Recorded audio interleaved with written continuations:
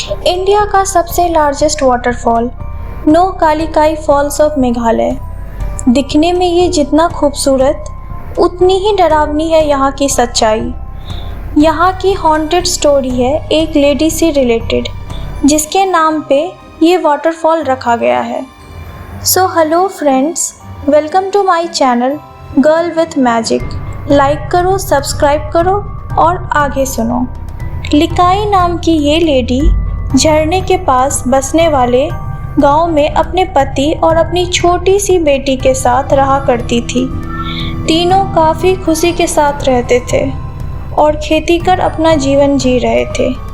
लेकिन अचानक एक दिन दुख का बादल उनके सर आया और लिकाई के पति की मौत हो गई। लिकाई अपनी छोटी बेटी के साथ अकेली पड़ गई।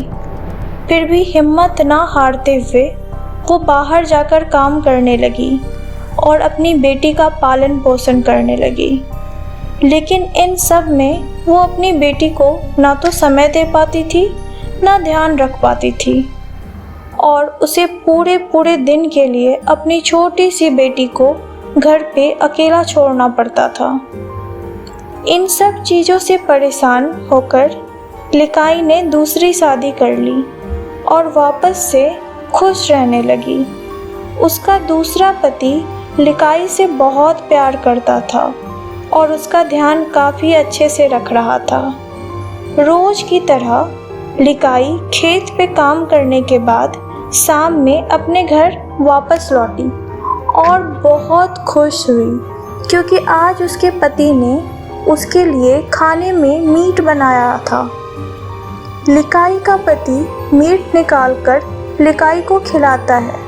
खाते वक्त लिकाई पूछती है, मेरी बेटी कहाँ है?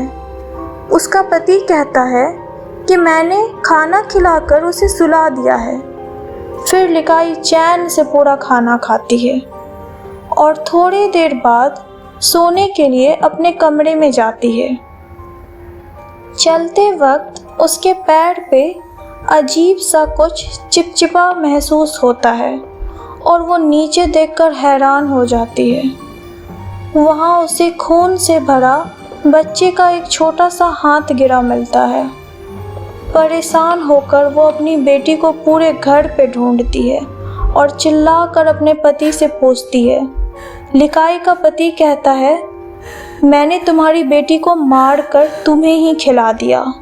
मुझे बिल्कुल नहीं पसंद कि तुम मेरे अलावा किसी और को अपना वक्त दो।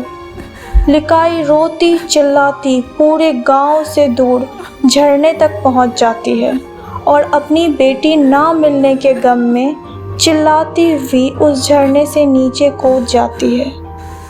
यहाँ के लोगों का मानना है कि लिकाई आज भी अपनी बेटी की याद में वहाँ रोती है। क्या आपको भी लिकाई की कहानी सुनकर दुख हुआ? और अगर ये सब सच लगा तो कमेंट करके बताओ। And like, share, subscribe for more.